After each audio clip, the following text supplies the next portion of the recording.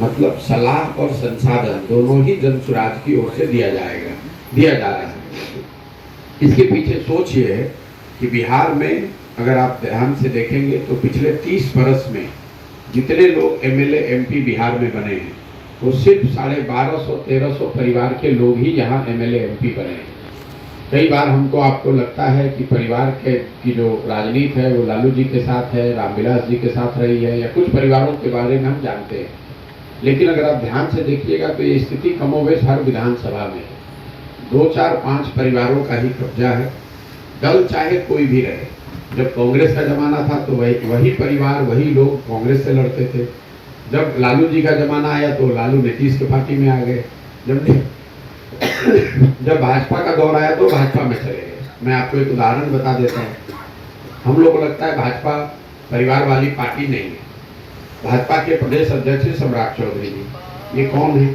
इनके पिताजी सकनी चौधरी पहले कांग्रेस में विधायक मंत्री थे, फिर जब लालू जी का दौर आया तो उसमें भी विधायक मंत्री बन गए, फिर नीतीश का दौर आया तो उसमें भी विधायक मंत्री बन गए, मांझी जी जब मुख्यमंत्री बने तो उसमें भी विधायक मंत्री रहे, और आज अगर उनको लग रहा है कि भाजपा का दौर है तो उसमें भी किसी सामान्य वर्ग के व्यक्ति को अवसर नहीं है, उसमें भी सकनी चौधरी के बच्चे को ही अवसर है। तो ये जो परिवारों का कब्जा है ये बिहार के लोकतंत्र के लिए सबसे बड़ा दीमक है। इसी को तोड़ने के लिए एक प्रयास ये है कि 1 लाख बच्चों को बिहार में मैं खुद से चयनित करूं और उनको अगले 1-1.5 साल में प्रशिक्षित करूं, उनको संसाधन दूं ताकि निचले स्तर से ये लीडरशिप पैदा हो सके, ताकि इन परिवारों का कब्जा टूटे। तीसरा जो पदयात्रा का उद्देश्य है कि हर पंचायत के लिए अगले 10 वर्ष का एक योजना बनाना। मैं प्रखंड में अगर एवरेज 15 से 20 पंचायत होते हैं उसमें मैं 5 से 6 में तो खुद से पैदल चल के जाता हूँ, लेकिन मेरे साथ जो 300-400 बच्चे काम कर रहे हैं उनकी मदद से और जो मेरे साथ पूरी टीम है, हम लोग हर पंचायत का एक योजना बनाते हैं कि अगले 10 वर्ष में उस पंचायत को कैसे विकसित किया जाए और उस पंचायत की समस्या को समझकर, और खासकर 3 बिंदुओं पर। पहला कि किसी पंचायत में बिहार में बच्चों के पढ़ाई की व्यवस्था को कैसे सुधारा जाए। दूसरा हम लोगों का जो मेन फोकस है कि हर पंचायत में 800 से 1200 नए रोजगार के अवसर कैसे पैदा किए जाएं। और तीसरा जो खेती वहाँ हो रही है उसकी समस्या को समझकर उसको लाभदायक या कमाई वाली खेती कैसे बनाया जाए। हर पंचायत में ये समस्या अलग अलग है। कहीं पर आप जलकर के माध्यम से रोजगार दे सकते हैं, कहीं पर फैक्ट्री लगाकर रोजगार हो सकता है, कहीं पर सरकार का कंस्ट्रक्शन बनाकर रोजगार हो सकता है। ये हर पंचायत का, बिहार के 8,500 पंचायतों का 10 साल का हम योजना बनवा रहे हैं।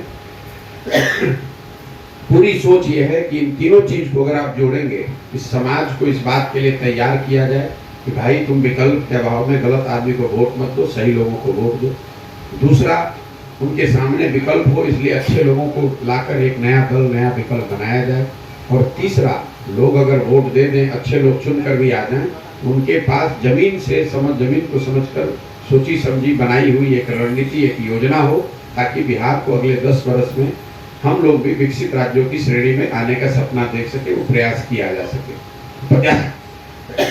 पदयात्रा का ये उद्देश्य है। अभी हम लोगों ने जो गांव देहात में देखा, मैं एक आपको संक्षिप्त उसका ब्यौरा दे देता हूँ। 4,000 से ज्यादा गांव में मैं अभी तक पैदल जा चुका, और लोगों से मिलने देखने के बाद जो सबसे बड़ी समस्या लोग बता रहे हैं वो है बेरोजगारी और पलायन। 3 ऐसी समस्या है जो सर्वस्पर्शी है, वो किसी जाति वर्ग के लिए नहीं है, सबके लिए है। वो 3 समस्याओं में पहली समस्या है बेरोजगारी और पलायन। कोई ऐसा बिहार का परिवार नहीं है जो बेरोजगारी से और पलायन से प्रभावित नहीं है। गाँव में आप ये कह सकते हैं कि भाई इसके लिए पदयात्रा करने की क्या जरूरत है, तो आपको बैठे बैठे अपने प्रखंड में, जिले में, राज्य में पता है। नहीं, बिल्कुल नहीं। पदयात्रा करने से इसकी विकरालता और इसके सामाजिक आर्थिक पहलुओं की समझ बनी है। गांव के गांव 40 से 50% युवा गांव से बाहर है, या तो वो मजदूरी करने के लिए बाहर गया है या पढ़ाई करने के लिए बाहर गया है। जिन प्रखंडों में बाढ़ की स्थिति है, बाढ़ आता है, वहां पर ये पलायन का स्तर 70 से 80% है। और कई बार हम लोग को लगता है कि पलायन तो सिर्फ गरीब आदमी करता है। नहीं, ये भी बात गलत है। गरीब आदमी पलायन मजदूरी के लिए कर रहा है, लेकिन जो आर्थिक सामाजिक तौर पे समृद्ध लोग हैं उनके बच्चों को भी पलायन करना है, क्योंकि उनके लिए भी पढ़ाई और नौकरी बिहार या अपने राज्य में न होकर दूसरे जगह ही है।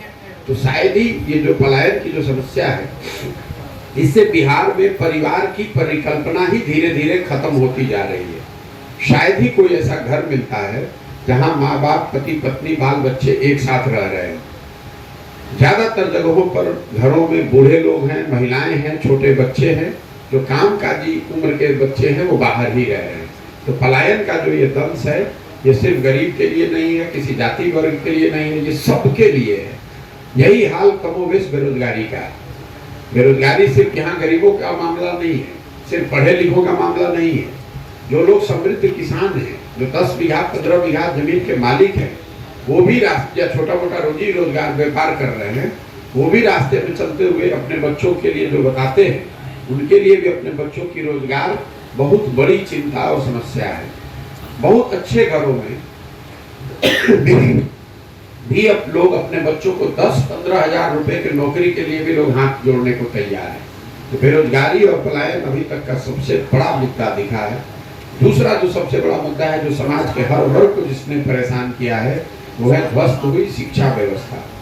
ये भी एक ऐसी चर्चा है जो हर गांव में सुनने को मिली। आप अगड़े हैं, पिछड़े हैं, पढ़े लिखे हैं, अनपढ़ हैं, हर व्यक्ति ये बात कर रहा है कि बिहार में शिक्षा व्यवस्था पूरी तरीके से ध्वस्त हो गई है। कई बार हम लोग बातचीत में या पत्रकारों को भी लगता है कि शिक्षकों की गुणवत्ता की वजह से शिक्षा व्यवस्था खराब हो गई है। ये बात पूरी सच्चाई नहीं है। मैं आपको इसलिए ये कह रहा हूँ कि मान लीजिए कि विद्यालयों में शिक्षकों की गुणवत्ता खराब है, लेकिन पटना साइंस कॉलेज में तो नियोजित शिक्षक नहीं पढ़ा रहा है, दरभंगा सीएम साइंस कॉलेज में, मुजफ्फरपुर के लंगर सिंह कॉलेज में तो, एमएस कॉलेज बेतिया में तो नियोजित शिक्षक नहीं पढ़ा रहा है। कहीं न कहीं ये जो पूरी व्यवस्था चरमराई है, उसके पीछे सरकार की जो ये सोच है, समता मूलक शिक्षा नीति बनाने के चक्कर में इन्होंने विद्यालयों के नाम पर बिल्डिंग बना दी है। नतीजा ये हुआ कि जहाँ बिल्डिंग बना है वहाँ पर शिक्षक नहीं है, जहाँ शिक्षक है वहाँ बिल्डिंग नहीं है, जहाँ दोनों है वहाँ बच्चे ही नहीं है, जहाँ तीनों है वहाँ पढ़ाई नहीं है। और पूरी जो व्यवस्था है वो सिर्फ स्कूलों से, विद्यालयों से खिचड़ी बांटना और कॉलेज से डिग्री बांटना। पढ़ाई पर ध्यान न कॉलेज में है न स्कूल में है। इसलिए मैं कहता हूं कि जब भी इस कालखंड का इतिहास लिखा जाएगा तो नीतीश कुमार के शासन काल का सबसे बड़ा काला अध्याय ये होगा कि उनके मुख्यमंत्री रहते हुए बिहार की दो पीढ़ियां अनपढ़ बन गई, शिक्षा व्यवस्था ध्वस्त होने के कारण से। मैं ऐसा इसलिए कह रहा हूं, मान लीजिए कि यहाँ सड़क खराब है, कल हो क्या अगर एक अच्छी सरकार आ जाए तो सड़क बन सकता है, नहर में पानी नहीं है, नहर में पानी आ सकता है। लेकिन 2 पीढ़ियां जो इस ध्वस्त शिक्षा व्यवस्था से पढ़कर निकल गई, अब अगर एक अच्छी सरकार आ भी जाए तो उनका जीवन अब सुधरने वाला नहीं है। उनको पूरे जिंदगी शिक्षित समाज के पीछे ही चलना पड़ेगा। तीसरी जो सबसे बड़ी समस्या लोगों ने बताई, बेरोजगारी, पलायन और शिक्षा के बाद, वो है यहाँ के किसानों की समस्या। क्योंकि यहाँ ज्यादातर लोग खेती किसानी पर ही निर्भर हैं, तो यहाँ किसानों की समस्या बोलचाल की भाषा में ये बताएं कि जिन परिवार के लोग सिर्फ कृषि पर आधारित हैं, उनके पास बहुत से बहुत इतना ही जुगाड़ है कि खेती के माध्यम से वो अपना और अपने बाल बच्चों के खाने पीने की व्यवस्था कर ले, नून तेल कपड़े का जुगाड़ हो जाए। किसानों की हालत यहाँ इतनी खराब है कि अगर आपके घर में कोई सरकारी नौकरी नहीं कर रहा है या कोई बिजनेस व्यापार नहीं है, और अगर आपके घर में कोई बीमार पड़ जाए या बेटी की शादी हो जाए, तो किसान को जनरली समझ ये है कि 1-2 कट्ठा जमीन बेचे बगैर वो काम नहीं कर सकता है। कि इस किसानों की बदहाली के लिए यहाँ 3 मूलभूत कारण समझ में आ रहे। पहली समस्या है यहाँ भूमि सुधार का लागू न होना। पिछले 75 साल में बिहार में समाजवाद के नाम पर, गरीबों के नाम पर राजनीति तो हुई, लेकिन देश के बिहार एकमात्र 1-2 राज्यों में है जहां भूमि सुधार के लिए कोई प्रयास नहीं किया गया। नतीजा ये है कि यहाँ जमीन, आधी से ज्यादा जमीन लिटिगेटेड है। लोगों को पता ही नहीं है कि जमीन किसका है। जिसका अभी आपके बाप दादा के नाम पर ही उसका रसीद कट रहा है, जो भूमिहीन है उसको पर्चा पट्टा बांट दिया, उसको जमीन का अधिकार नहीं मिला। जिसकी जमीन है, जिससे वो जमीन वापस ले ली गई और उसको बांटा गया, उसने वो भी खेती नहीं कर रहा है, जिसको दिया वो भी खेती नहीं कर रहा है। तो भूमि सुधार का न लागू होना किसानों के बदहाली का एक मूल कारण है। दूसरी जो गलत व्यवस्था यहाँ किसानों की बदहाली का कारण है वो है जल प्रबंधन में, जो जल कुप्रबंधन आप कह लीजिए। हम लोग यहाँ बाढ़ की चर्चा खूब करते हैं, आपका जिला भी है जहाँ बाढ़ आता है, लेकिन अगर आप ध्यान से देखेंगे तो बिहार में करीब करीब 50% कृषि योग्य भूमि बाढ़ प्रभावित है, जहाँ बाढ़ आ सकता है। लेकिन जो बाकी का बचा 50% है उसमें करीब करीब 1/3 जमीन में या तो सूखा है या जल जमाव की समस्या है। जब आप गोपालगंज से चलेंगे, जो नेपाल से लगते हुए एरिया है, वहां पर नदियों के रास्ते बदलने से जो कटाव होता है, हजारों एकड़ जमीन बर्बाद हो गई क्योंकि नदी ने रास्ता बदल लिया। लेकिन जब आप गोपालगंज को देखेंगे, सिवान को देखेंगे, वैशाली, समस्तीपुर, छपरा, मुजफ्फरपुर को देखेंगे तो यहाँ नदियों का कटाव तो नहीं है, लेकिन यहाँ पर जल जमाव की बड़ी समस्या है। हर पंचायत में 5,000 10,000 एकड़ जमीन ऐसी है जो जल जमाव, जल निकासी की व्यवस्था नहीं होने की वजह से या तो वहाँ एक ही फसल होता है या वो भी नहीं होता है। तो पहली समस्या भूमि सुधार की है, दूसरी समस्या जल कुप्रबंधन की है, और लेकिन सबसे बड़ी समस्या किसानों की यहाँ ये है कि जो कुछ भी आप उपजा रहे हैं उसका आपको उचित मूल्य नहीं मिल रहा है।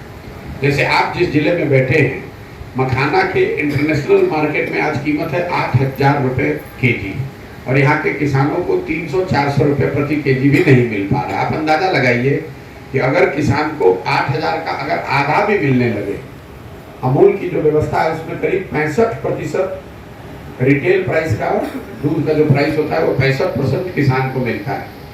तो उस नजरिए से अगर आधा पैसा भी अगर यहाँ के मखाना उत्पादकों को मिलता तो उनको 4,000-3,000 रुपये प्रति केजी मखाना का मिलना चाहिए। अगर आप इसको पूरी व्यवस्था को देखेंगे तो एक आर्थिक सर्वेक्षण है जो ये बताता है कि बिहार में किसानों को उनके फसल की दाम न मिलने की वजह से हर साल 20,000 करोड़ रुपए का नुकसान हो रहा है। हम लोग यहाँ बैठ के बात करते हैं कि पंजाब में किसान बड़ा धनी है। अब आप धान को ले लीजिए, पिछले 10 वर्ष में बिहार में सिर्फ 13% धान, एक वर्ष में नहीं 10 वर्ष में सिर्फ 13% धान ही सरकारी समर्थन मूल्य पर खरीदा बेचा गया है। पंजाब में 70% धान और 75% गेहूं किसानों ने सरकारी समर्थन मूल्य पर बेचा। नतीजा क्या है? पिछले वर्ष धान की कीमत थी, सरकारी समर्थन मूल्य था 2,030 रुपये, किसानों ने धान अपना बेचा 1,300 रुपये, 1,400 रुपये, 1,500 रुपये में। अगर आप 30% कम दाम पर अपना अनाज बेचेंगे तो स्वाभाविक तौर पर आप बदहाल और गरीब रहेंगे। तो किसानों के जो बदहाली है उसके 3 समस्या, जमीन सुधार, सिंचाई का कुप्रबंधन और साथ में फसल का दाम का न मिल पाना। तो ये जो 3 समस्या मैंने आपको बताई, बेरोजगारी, पलायन, शिक्षा व्यवस्था का ध्वस्त होना और किसानों की बदहाली, ये तो समाज के हर वर्ग को प्रभावित कर रहा है। इसके अलावा जो 4 केंद्र सरकार की योजना है, जो जमीन पर केंद्र सरकार की योजना चल रही है, उसके हालात पर मैं 2 लाइन आपको बताऊंगा। केंद्र सरकार की सबसे बड़ी योजना है प्रधानमंत्री गरीब कल्याण योजना, जिसमें लाभार्थियों को 5 किलो अनाज मिलना है। मैं बिल्कुल दावे के साथ आपको कह रहा हूँ, आप जानते भी हैं, मेरे पास कैमरे पर सैकड़ों ऐसे रिकॉर्डिंग है।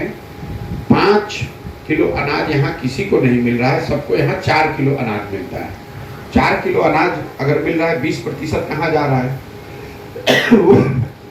वो 20% अनाज जो कम मिल रहा है वो इसलिए कि हर महीने जो अनाज आता है उसमें 35 से 40 रुपए प्रति क्विंटल की दर से जनप्रतिनिधि और अफसर पैसा ले रहे हैं, 35 से 40 रुपए। और इस कमीशन में ज्यादातर जगह विधायक भी, स्थानीय विधायक का भी हिस्सा 6 रुपए से 8 रुपए प्रति क्विंटल का बना हुआ है। दूसरी जो केंद्र सरकार की सबसे बड़ी योजना है वो आवास की योजना है, प्रधानमंत्री आवास योजना। अभी तक 14 महीनों में जो लोग हमको मिले हैं वो ज्यादातर इंदिरा आवास के लाभार्थी मिले हैं। नई योजना जो है जिसमें लाभार्थियों को 1,40,000 रुपये मिलना है, इसके बहुत कम लाभार्थी हैं, लेकिन जिनको भी 1,40,000 रुपये का लाभ मिला भी है उनको भी 25,000 रुपये से लेकर 40,000 रुपये तक घूस देने के बाद ही ये योजना का लाभ मिला है। जहां पर जनप्रतिनिधि पैसा नहीं ले रहे हैं वहां पर भी आवास योजना में 20,000 25,000 रुपये अफसर तो लेगा ही लेगा। अगर जनप्रतिनिधि भी अपना हिस्सा लेगा तो आपको 35-40 हजार रुपया देना पड़ेगा। तीसरी जो सबसे बड़ी योजना है वो स्वच्छ भारत अभियान के तहत जो शौचालय बनाए गए हैं। 4000 गांव में जाने के बाद मैं आपको विश्वास से बता सकता हूं कि बिहार में 2/3 से ज़्यादा गांवों में खुले में शौच आज भी जीवन की सच्चाई है। हुआ ये है कि शौचालय बनाते समय 2000 रुपये प्रति लाभार्थी प्रति शौचालय अफसरों ने पैसा लिया। एक ही आदमी को एक ही शौचालय के नाम पर 10 लोगों को पैसा दे दिया गया। शौचालय ना बनाए गए, ना उसका कोई उपयोग कर रहा है। जनप्रतिनिधि और अफसरों ने मिलकर ओडीएफ के सर्टिफिकेट जारी कर दिए। चौथी जो बड़ी योजना जिसके लिए मैं सबसे ज़्यादा आश्चर्यचकित हूँ वो है मनरेगा का जमीन पर न होना। मैंने जब चलना शुरू किया था तो मेरा अंदाजा था कि मनरेगा, चूंकि यहाँ पलायन बहुत है, गरीबी बहुत है, भूमिहीन लोग बहुत हैं, तो मनरेगा के काम मुझे दिखेंगे। अभी तक 4000 गांव में मुझे कोई मनरेगा का सक्रिय काम नहीं दिखा है। लोग ये बताते हैं कि ये पेड़ मनरेगा में लगाया गया है, कुछ लोग बताते हैं ये मिट्टी भरी गई है मनरेगा के तहत, या आंगनबाड़ी या पंचायत भवन में मनरेगा के लेबर का उपयोग किया गया है, लेकिन मनरेगा का सक्रिय काम अभी तक मुझे नहीं दिखा।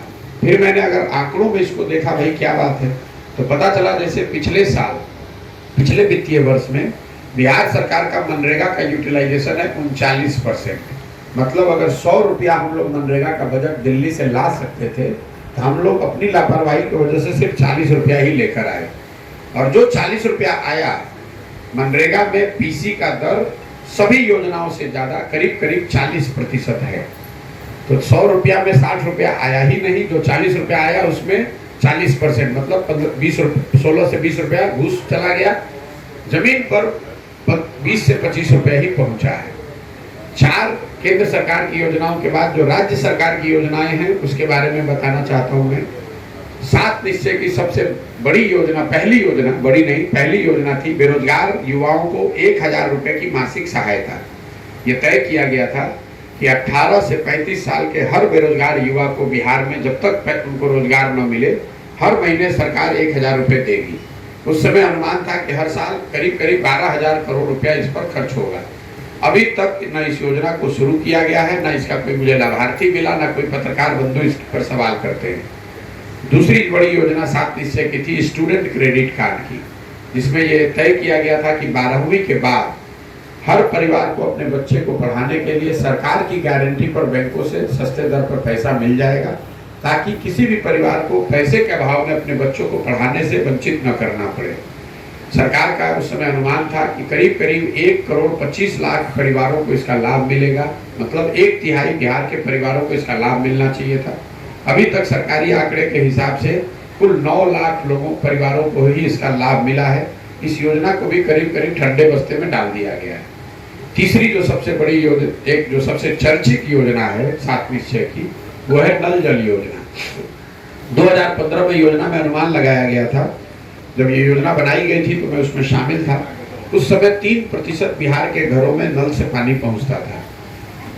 तो हमारी ये सोच थी कि नहीं, हर घर में नल से पानी पहुंचे। तय किया गया था कि अगर 25,000 करोड़ रुपया 5 वर्षों में खर्च किया जाए तो बिहार के हर घर में नल से पानी पहुंचाया जाएगा। अभी सरकार का दावा है कि 2/3 घरों में नल से पानी पहुंच गया है। जमीनी हकीकत यह है कि 60 से 70% नल जल योजना काम नहीं कर रही है। या तो बनी नहीं ठीक से, बनी तो बनकर चली नहीं, या चली तो फिर चल के रख रखाव के अभाव में बंद हो गई। जिले में वेरिएशन हो सकता है। पश्चिम चंपारण शिवहर में 90% योजना काम नहीं कर रही है, लेकिन औसतन करीब करीब 60 से 70% नल जल योजना काम नहीं कर रही है। चौथी और सबसे बड़ी योजना जो केंद्र 7 निश्चय की थी वो थी नालियों गलियों का पक्कीकरण। उस समय का अनुमान था कि बिहार के हर घर से नाली जो निकलती है उसका पक्कीकरण किया जाए, उसको एक बड़े नाले से जोड़कर पानी को गांव से बाहर निकालकर निस्तारण किया जाए। उस पर योजना पर 80,000 करोड़ रुपया खर्च होना था। अभी जो हुआ है, घरों से नालियों को के पक्कीकरण की कोई शुरुआत नहीं हुई। पिछले 5-7 सालों में गाँव में इस योजना के तहत सड़क के किनारे कुछ बड़े नाले बनाए गए हैं। ये दिखाता है कि पैसा तो निकाला गया, लेकिन ये नाले इस बेतरतीब तरीके से बनाए गए हैं कि इन नालों में ना घरों से पानी आता है, ना इन नालों से पानी निकलकर कहीं बाहर से निस्तारण होता है। नतीजा ये हुआ है कि ज़्यादातर गाँव में ये नाले रोड के किनारे कूड़ेदान बन गए हैं। लोग उस पर गाय भैंस बांध रहे हैं, गंदगी फेंक रहे हैं, सारे नाले बंद पड़ गए। तीन जो सबसे ज्यादा सुने जाने वाला शब्द रहा पदयात्रा के दौरान वो है सरकारी विभागों में फैला हुआ भ्रष्टाचार। तीन जो सबसे ज्यादा सुने जाने वाला शब्द है वो है भ्रष्टाचार, अफसरशाही और पीसी। कोई भी सरकारी योजना ऐसी नहीं है, चाहे दाखिल खारिज हो, जन्म मृत्यु प्रमाण पत्र हो, जाति प्रमाण पत्र हो, FIR हो, पासपोर्ट का वेरिफिकेशन हो, कोई ऐसी सरकारी विभाग नहीं है जिसमें कि बिना पैसा दिए हुए आप काम करा सकते हैं। दूसरा, अफसरशाही। पहले लोग रास्ते में बताते हैं कि भैया बिहार में पहले अपराधियों का जंगल राज देखा है, आज जो स्थिति है वो कमोबेश अधिकारियों का जंगल राज है। चाहे आप पत्रकार हैं, जनप्रतिनिधि हैं, सामान्य व्यक्ति हैं, हर व्यक्ति ये मान रहा है कि बिहार को आज कुछ अफसर चला रहे हैं और काम वही होगा जो अफसर चाहेगा। और तीसरा जो शब्द है जो सबसे ज्यादा सुना गया वो है पीसी। ये शब्द आज से 5-7 साल पहले मैं बिहार में मैं नहीं सुनता था कम से कम। ये हर योजना में, योजना चाहे केंद्र की हो या सरकार राज्य की हो, हर योजना में एक व्यवस्था बना दी गई है कि 10% से लेकर 50% तक पीसी तो काटा ही जाएगा। इन तीन शब्दों के साथ तीन जो साधन है अभी लोगों के रोजगार के बिहार में, वो तीन है अवैध शराब का कारोबार, बालू का कारोबार और जो अनाज में चोरी हो रही है उससे जुड़े हुए लोग। गांव में, हर गांव में ऐसे 5-7-10 लोग मिल जाते हैं, या तो वो शराब के काम में लगे हुए हैं, अवैध शराब जो घर घर डिलीवरी हो रही है उसमें लगे हुए हैं, या फिर अवैध बालू का कारोबार हो रहा है उसमें हो रहा है, या फिर तीसरा ये जो अनाज आ रहा है अनाज को पैसे में कन्वर्ट किया जा रहा है करप्शन के लिए, इसमें भी बड़ी संख्या में लोग समाज के लगे हुए हैं। तो ये तीन माफिया जो हैं, बालू माफिया, शराब माफिया और अनाज माफिया, बिहार में रोजगार के सबसे बड़े प्रोवाइडर यही तीन लोग हैं। क्योंकि अभी आप हम लोगों ने बात शुरू की तो आपने एक मर्डर का जिक्र किया। कानून व्यवस्था को लेकर जब मैंने पदयात्रा शुरू की थी तो महागठबंधन की सरकार बनी थी, तो लोगों का अनुमान था, लोग चर्चा ऐसे धीमी दबी जुबान में करते थे कि भैया महागठबंधन की सरकार बनी है, कानून व्यवस्था तो बिगड़ेगा। लेकिन इस साल फरवरी से 4-5 महीने इस सरकार के बनने के बाद से कहीं ना कहीं ये बात अब हर दिन सुनने को देखने को मिलती है, जहाँ पर लोग बिगड़ती हुई कानून व्यवस्था से परेशान हैं, डरे हुए हैं और इसकी चर्चा कर रहे हैं। हर जगह, जैसे मैं आज आया तो आप बता रहे हैं कि बगल में मर्डर हुआ, शायद ही कोई दिन ऐसा जाता है जब लोग न बताएं कि भाई किसी का मर्डर हो गया, डकैती हो गई, लूट मार हत्या अपराध फिर से धीरे धीरे बहुत तेजी से आगे बढ़ रहा है। मोटे तौर पर ये मेरा अभी तक का अनुभव रहा है। एक अंतिम बात, समाज में जनरली आप चाहे किसी दल के समर्थक हैं, किसी जाति किसी वर्ग के हैं, जनरली लोगों में इस बात को लेकर एकमतता है कि बिहार में बदलाव होना चाहिए। ये शब्द सर्वव्यापी है, बिहार में बदलाव होना चाहिए, नया होना चाहिए, इस पर तो करीब करीब सबकी सहमति है। कौन होना चाहिए, वो कैसा होना चाहिए, उस पर विवाद हो सकता है, लेकिन बिहार में बदलाव होना चाहिए। इसके लिए मुझे लगता है कि करीब करीब 50 से 60% जनता आज बिहार में बिल्कुल ये कन्विंस है कि जो अभी की व्यवस्था है इससे तो बिहार का भला होने वाला नहीं है, सुधरने वाला नहीं है, कुछ न कुछ नया और बेहतर होना चाहिए। मेरा अभी तक का ये अनुभव, अगर आपके जो सवाल है आप पूछ सकते हैं। बहुत बहुत धन्यवाद। हाल ही व्यवस्था के तहत शासन चल रही है, उसे तोड़ने में आप कहाँ तक सफल हो पाएंगे? नहीं, हम उसको तोड़ने की जरूरत ही नहीं है। आपका ये भ्रम है, अगर आपका सवाल है कि बिहार में जब तक जाति है तब तक ये सुधर नहीं सकता है, तो ये आपका ये भ्रम है। इसलिए भ्रम बता रहा हूँ कि एक ये परसेप्शन बना दिया गया है कि जाति इतना प्रमुख है बिहार में कि कुछ दूसरा हो ही नहीं सकता है। पहली बात तो आप ये समझिए कि जाति जो है वो समाज की एक बड़ी सच्चाई है, वो बिहार में भी उतनी ही बड़ी सच्चाई है जितनी उत्तर प्रदेश, गुजरात और कर्नाटक में। चूंकि आप बहुत गरीब और पिछड़े राज्य हैं, तो लोगों को मन में ऐसा बैठा दिया गया है कि भाई आप गरीब और पिछड़े इसलिए हैं कि जाति पर ही आप वोट देते हैं। अब इसको आप तथ्य से देख लीजिए कि क्या बिहार की जनता हर बार जाति पर ही वोट देती? पहले आप अपने क्वेश्चन को समझ लीजिए। आपने कहा बिहार में जाति पर वोट पड़ता है, तो अगर आप बिहार की जनता सिर्फ जाति पर ही वोट दे रही है तो माननीय प्रधानमंत्री नरेंद्र मोदी जी की जाति के बहुत लोग तो बिहार में नहीं रहते, तो फिर उनको वोट कौन दे रहा है? तो आप कहिए कि नहीं भैया उनको तो राष्ट्रवाद के नाम पर वोट दे रहा है, हिंदू बनकर वोट दे रहा है, जाति पर तो नहीं दे रहा।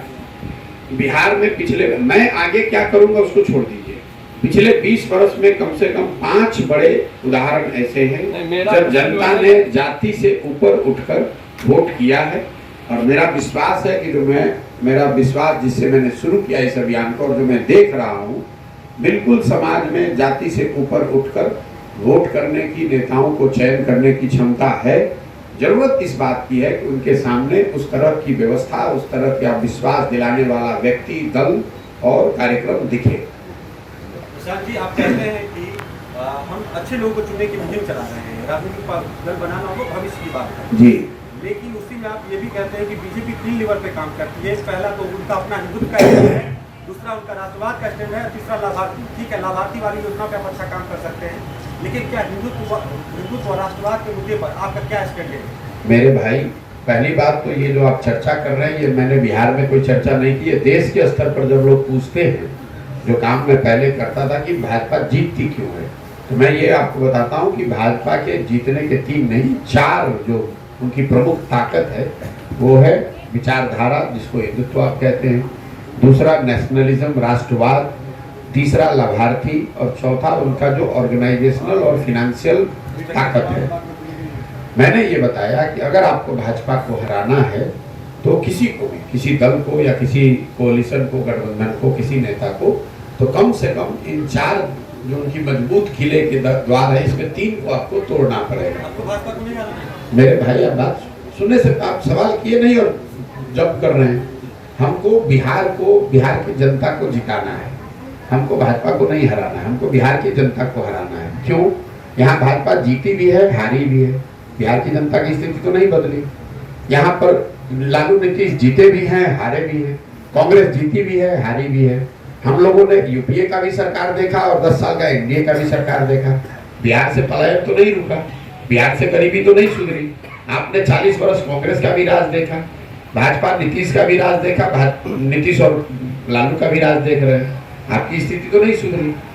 तो जब तक आप उस समस्या के मूल को नहीं समझिएगा, जड़ को नहीं सुधारिएगा, जड़ में लालू नीतीश भाजपा नहीं है, जड़ में यहाँ के लोगों की वो प्रवृत्ति है कि जहाँ आप 5 वर्ष अपनी समस्याओं से जूझते हैं, रोते हैं, गाते हैं, गाना गाते हैं, परेशान रहते हैं, लेकिन जिस दिन वोट देने जाते हैं तो उन सारी समस्याओं को भूलकर जात पर, धर्म पर, लालू के डर से भाजपा को, भाजपा के डर से लालू को वोट करते हैं।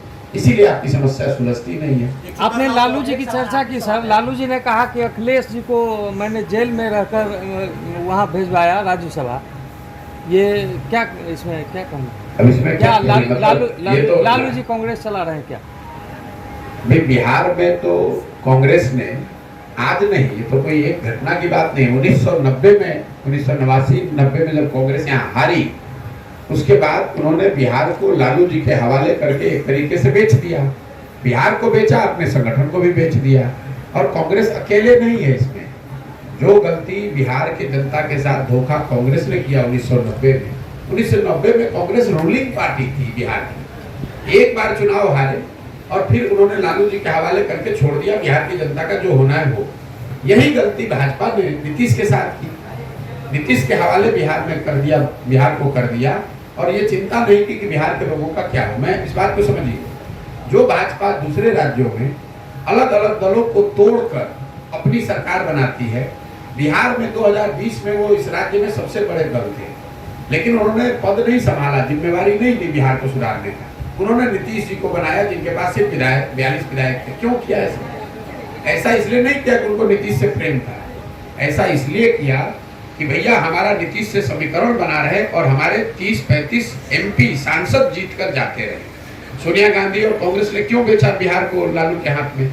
इसलिए कि हमारे 20, 25, 30 सांसद दिल्ली में जाते रहे, बिहार की जनता मरती हो तो मरे। तो ये बिहार की त्रासदी रही है कि दोनों राष्ट्रीय दलों ने, कांग्रेस ने 1990 में और बाद के वर्षों में भाजपा ने, इन्होंने सांसदों की लालच में बिहार की चिंता नहीं की। सिर्फ ये देखा कि बिहार से हमको 20, 25, 30 सांसद आते रहे और हम लोग दिल्ली में बैठ के कहते रहे कि बिहार तो पिछड़ा है, इसका कुछ नहीं हो सकता है। और जो लोग यहाँ 2 लोग चलाते रहे, लालू नीतीश, इनकी राजनीति तो आप जानते ही हैं। इनका पूरा फोकस ये है भाई समाज को बांटो, सबको गरीब रखो, सबको अनपढ़ रखो, सबको मजदूर रखो और सबको समाजवाद और समतामूलक बात करके सामाजिक न्याय के नाम पर सबको बेवकूफ़ बनाकर वोट लेते रहिए। कभी किसी ने लालू जी से सवाल नहीं पूछा, ठीक है भाई आपका दावा है कि आपने अपने राज्य में, अपने शासनकाल में, अपने राजनीति से, अपनी सोच से समाज में गरीबों को, वंचितों को, सामाजिक तौर पे पिछड़ों को आपने आवाज दी। लेकिन लालू जी ने जिन वर्गों को आवाज दी, उनको शिक्षा क्यों नहीं दी, उनको रोजगार क्यों नहीं दिया, उनको जमीन क्यों नहीं दिया? कभी आपने ये पूछा?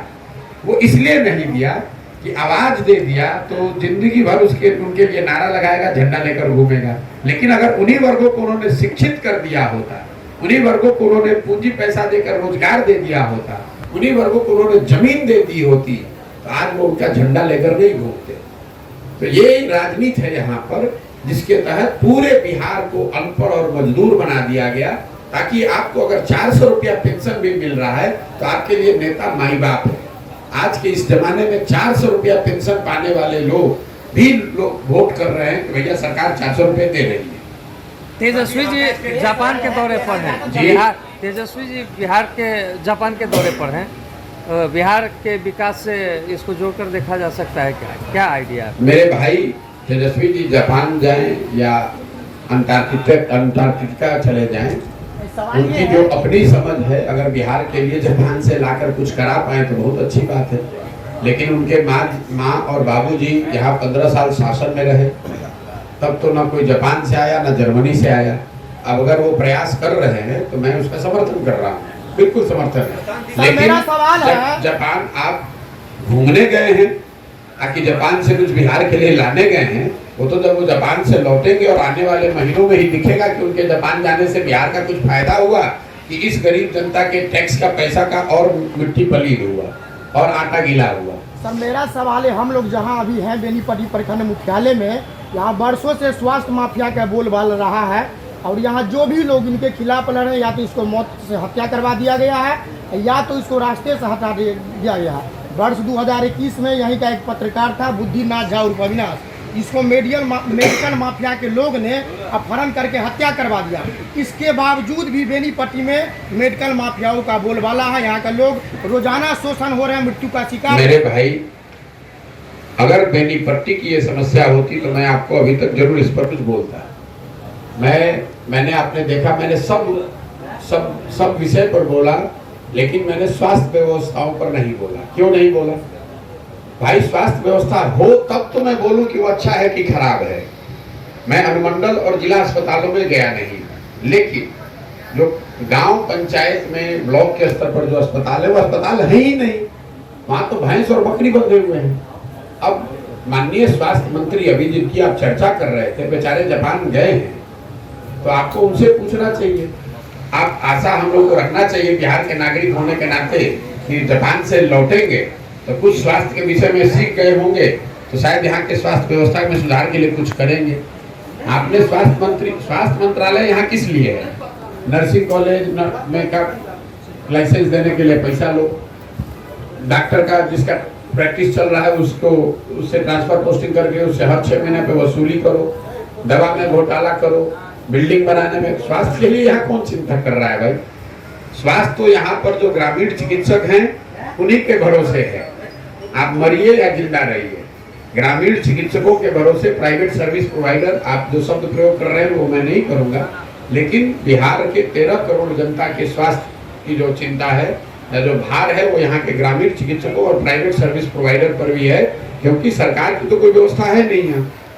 इंडिया अलायंस को लेकर के आपका एक स्टेटमेंट है कि 2024 के लिए जो इंडिया अलायंस बना है उसके पास इशू नहीं है, अलायंस को बना लिए जिस प्रकार से इंदिरा गांधी के समय। मेरे भाई ऐसा है, आप अभी 4 दिन पहले का मेरा एक इंटरव्यू देखे हैं, उसी पर आके सवाल कर रहे हैं। वो देखिए, मेरा प्रश्न समझ लीजिए सर। पहले प्रश्न आपका समझ लिया है। क्या आप उसमें अपने वीडियो इंटरव्यू में साफ तौर पे कहा है कि मुद्दा नहीं है विपक्ष के पास? क्या आपको भी लगता है कि मोदी का शासन काल विकेट क्लीन है? पहले तो आपने इंटरव्यू को या तो सुना नहीं है या सुन के समझे नहीं है। जितने आतुर हैं भी आप सवाल पूछने के लिए, इतनी ही आतुरता में अपने वो सवाल पूछा है। मैंने ये नहीं कहा कि इंडिया अलायंस के पास क्या है क्या नहीं है। सवाल ये पूछा गया है कि क्या करने से इंडिया अलायंस मोदी को चुनौती दे सकता है। तो मैंने ये कहा कि अगर उनके पास नैरेटिव हो, जिसकी बात जिसको आप मुद्दा की कह रहे हैं, अगर उनके पास नैरेटिव हो, उनके पास चेहरा हो, संगठन हो, तो ही वो मोदी को या भाजपा को चुनौती दे पाएंगे। फिर आप जबरदस्ती का अपना गाना गा रहे हैं। आपके पास दिख रहा है तो आप हमको बता दीजिए। इंडिया अलायंस का क्या नैरेटिव है वो कृपा करके आप मुझे बता दें, तो मैं अपने आप ज्ञानवर्धन कर लूंगा कि सर इंडिया आपको भाजपा को हराना है। ये तो नैरेटिव नहीं है। नैरेटिव तो आपका जनता के लिए क्या है, ये तो इंडिया अलायंस ने भी खुद से घोषित नहीं किया है। पत्रकार होने के नाते अगर आपको जानकारी है तो हमको बता दीजिए। इंडिया अलायंस ने पिछले 4 महीने में अपना नाम सबको बताया कि भाई हमारा नाम अब यूपीए नहीं इंडिया होगा। तो आप हम सब जानते हैं इंडिया अलायंस ने ये तो नहीं कहा कि हमारा नैरेटिव क्या होगा चुनाव के लिए। जब वो बताएंगे तो आप जानिएगा, तब उस पर टिप्पणी करूंगा। सर, बिहार में अभी जातीय आधारित जनगणना हुआ है, इसमें लोगों को फायदा है या नुकसान? अगर फायदा है तो आपके नजर में क्या है? मेरे भाई, जातीय जनगणना हो या आर्थिक सर्वेक्षण हो, कोई भी गणना, कोई भी असेसमेंट अगर आप करते हैं तो उसका अगर उसके पीछे नीति और नियत ठीक है तो उसका फायदा हो सकता है। लेकिन आपको हमको ये सवाल पूछना चाहिए कि अगर जातीय जनगणना से ही बिहार की स्थिति सुधरनी थी तो नीतीश लालू तो 32 वर्ष से यहाँ बिहार में है, उन्होंने ये क्रांतिकारी कदम पहले क्यों नहीं उठाया? और अब तो जनगणना हो गई है, जनगणना में ये पता चला कि जो 60-70% जिनकी आबादी है उनकी भागीदारी नहीं है। तो नीतीश जी और लालू जी दोनों को तुरंत उन वर्गों को सरकार में तुरंत भागीदारी देनी चाहिए। सरकारी योजनाओं में, विधायकी में, मंत्रिमंडल में उन वर्गों को भागीदारी दें ताकि उन वर्गों को आगे बढ़ाया जा सके। बहुत बहुत धन्यवाद। आप हमारे मधुबनी न्यूज को फेसबुक पे देख रहे हैं तो पेज को लाइक करें, यूट्यूब से देख रहे हैं तो हमारे चैनल को सब्सक्राइब करें और बेल आइकन को दबाना ना भूलें।